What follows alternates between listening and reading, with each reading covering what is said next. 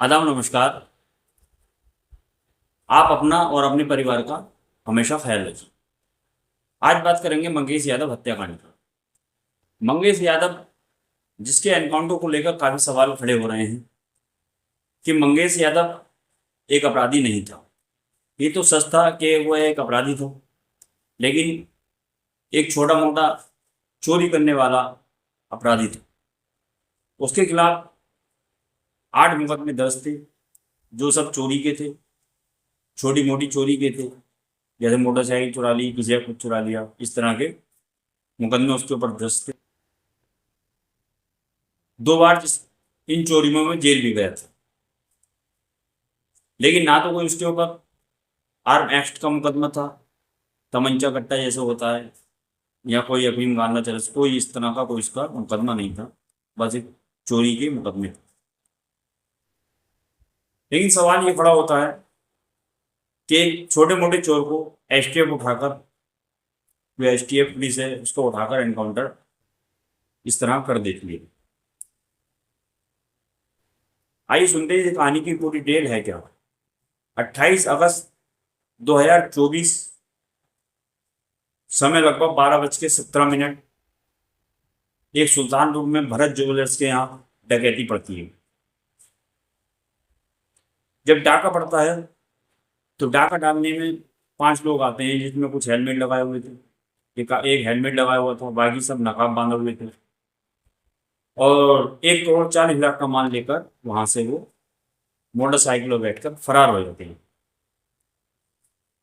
Local police पहुंचती है, लेकिन ये केस एसटीएफ के पास पहुंच जाता है। एसटीएफ के पास इसलिए पहुंचता है क्योंकि एसटीएफ पुलिस एनकाउंटर के सहारे मामला सुलझाने में बहुत ही जल्दी कामयाब हो जाती है। चाहे एनकाउंटर असली हो या फर्जी हो, उसे एनकाउंटर करने में महारत हासिल है। 4 दिन बीत जाते हैं। जांच शुरू हो जाती है 29 अगस्त, 30 अगस्त, 31 अगस्त, ये 4 दिन जांच चलती है।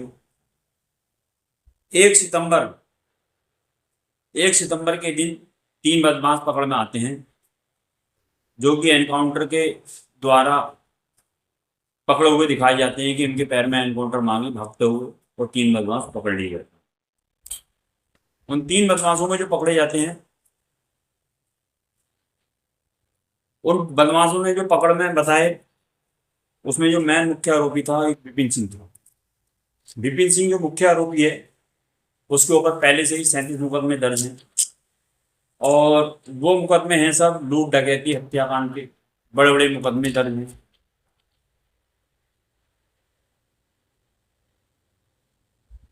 जो बाकी बदमाश भाग जाते हैं, उन पर इनाम घोषित कर दिया जाता है। 50,000 का इनाम घोषित कर दिया जाता है। जैसे ही इनाम की खबर मिलती है, तो जो मेन मुख्य आरोपी विपिन सिंह था और उसके 2 भाई थे, लेकिन विपिन सिंह रायबरेली कोर्ट में जाकर अपना सरेंडर कर देता। फिर पुलिस जो बाकी बचे हुए बदमाशों पर 1 लाख का इनाम कर देती है। 5 सितंबर की रात सुबह जब आती है, तो पता चलता है कि एक मंगेश यादव हाईवे पर एक मोटरसाइकिल से 3 जा रहे थे। मंगेश यादव का एनकाउंटर कर दिया, भागते हुए मंगेश यादव का एनकाउंटर कर दिया, जो डकैती में शामिल था। बाकी वो साथी भागने में सफल रहे। अभी आप बात समझते हैं कि जब एक ही बाइक पे बैठे थे, तो पुलिस की निगरानी से खाली एक मंगेश यादव कैसे मारा जाता है और बाकी कैसे भाग जाते हैं। और फिर ये बात सामने आती है कि मंगेश यादव जो चांदी पे उस पर माल बरामद हुआ था, वो बेचने के लिए कहीं जा रहा था, पुलिस का कहना है। अब ये सुबह के 3 बजे कहाँ बेचने जा रहा होगा, ये आप भी समझते होंगे, जो कि उस पर चांदी की चीजें दिखाई गई थी। अच्छा, 28 अगस्त, अब बात ये समझ में आती है, 28 अगस्त जिस दिन डकैती पड़ी थी, उस दिन मंगेश यादव की बहन का कहना है कि वो 10 बजे मेरे साथ स्कूल में फीस जमा करने के लिए गए। ये वहां का पक्का सबूत है। अब दोनों जगह एक ही व्यक्ति दोनों जगह नहीं जा सकता, ये तो चमत्कार हो जाएगा अगर एक ही जगह दोनों व्यक्ति चला जाएगा। तो ये मंगेश यादव का एनकाउंटर कैसे हुआ? अच्छा, इस गैंग में जो विपिन सिंह के अलावा दो विपिन के भाई हैं, उन पर भी पुलिस कोई कार्रवाई नहीं कर पा रही है। जब 4 सितंबर तक मंगेश यादव अपने घर पर ही था, अगर वो बदमाश होता तो वो भागा क्यों नहीं?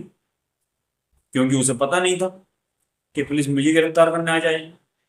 5 सितंबर को जब पुलिस घर से उठाकर लेके गई, तो ये घर वालों का कहना था कि उसके बाद उसकी बहन का कहना था कि मीडिया के सामने उसने आकर बोला कि घर वालों के घर पे सो रहा था और मेरे भाई को एक पुलिस टीम आई शादी वर्दी में और उठा के ले गई। उन्हें अगले दिन कब पता चला? जब उसका एनकाउंटर हो गया। जैसे ही मंगेश यादव के घर वाले मीडिया के सामने आए, तो जो और है बदमाश, उनके घर वाले भी मीडिया के सामने आकर कहने लगे। अब वो चारों बदमाश एसटीएफ के पास हैं। अब वो चारों बदमाशों को पुलिस के हवाले एसटीएफ करना चाहती है, लेकिन पुलिस जो लोकल की पुलिस होती है वो भी अपने हैंड ओवर करने से मना कर देती है, क्योंकि 4 दिन से वो उनके पास ही थे। जिस दिन गिरफ्तार होते हैं पुलिस उस दिन का सारा रिकॉर्ड रखती है, लेकिन वो उनके पास नहीं थे। अब चारों को उनके हाथ में होते हैं, एसटीएफ के पास होते हैं चारों बदमाश, फिर उसके लिखत पढ़त करके वो पुलिस के हवाले कर देते हैं। अब जो बाकी चारों बदमाश थे, एक बदमाश को तो एनकाउंटर कर दिया मंगेश यादव का, जो कि एक छोरी मोरी घटना में था, दिखा के उसका उठा के एनकाउंटर कर दिया। जो 4 बदमाश अभी पुलिस की पकड़ में है, अब पुलिस उनका एनकाउंटर कैसे करे? क्योंकि उनके घर वाले भी मीडिया के सामने आ गए हैं और पुलिस को उन्हें बचाना भी है। क्यों? तो वो मंगेश यादव था। अब मंगेश यादव को इतना हाई फाई डकैत ये बदमाश नहीं था, क्योंकि वह गरीब घर से था और उसकी कंडीशन कोई इतनी खास नहीं। घर भी कच्चे थे, बाप ड्राइवरी करते हैं, और उसके बाद जो पुलिस ने कपड़े दिखाए हैं और जो पिस्टल दिखाई है, वो कपड़े दिखाए हैं जो कभी उसने जिंदगी में पहने भी नहीं थे होंगे, कि गरीबी हालात है। मकानी कंडीशन देख के पता चल रहा वो गरीबी हालात है। अच्छा, जिस मोटरसाइकिल से डकैती डाली गई थी, उस मोटरसाइकिल वाला 28 अगस्त में जिस दिन डकैती डाली गई थी उस दिन रिपोर्ट करा रहा था 8 घंटे बाद कि मेरी बाइक चोरी हो गई है, और 20 अगस्त को वो चोरी दिखा रहा है। शक उस तरफ भी जा रहा है। तो इस तरह से मंगेश यादव का अभी पुलिस जांच बाकी है। अगर इसके सही तरह से न्याय से जांच हो जाए, सुप्रीम कोर्ट की निगरानी में जांच हो जाए, तो ये एनकाउंटर फर्जी साबित होगा, क्योंकि एक गरीब चोर को उठा के पुलिस ने उसका एनकाउंटर कर दिया। ये किसी की बात समझ में नहीं आ रही। आगे ये जांच जारी है, आगे क्या होता है, जैसी भी जांच आएगी आपको उसकी पूरी डिटेल आपके पास पहुंचेगी। तो मिलते हैं इसी तरह से अगली एक और वीडियो में। तब तक के लिए नमस्कार, आदाब। अपना ख्याल रखिए, अपने माँ बाप का ख्याल रखिए और अपने परिवार वालों की सेवा करते रहिए। जय हिंद।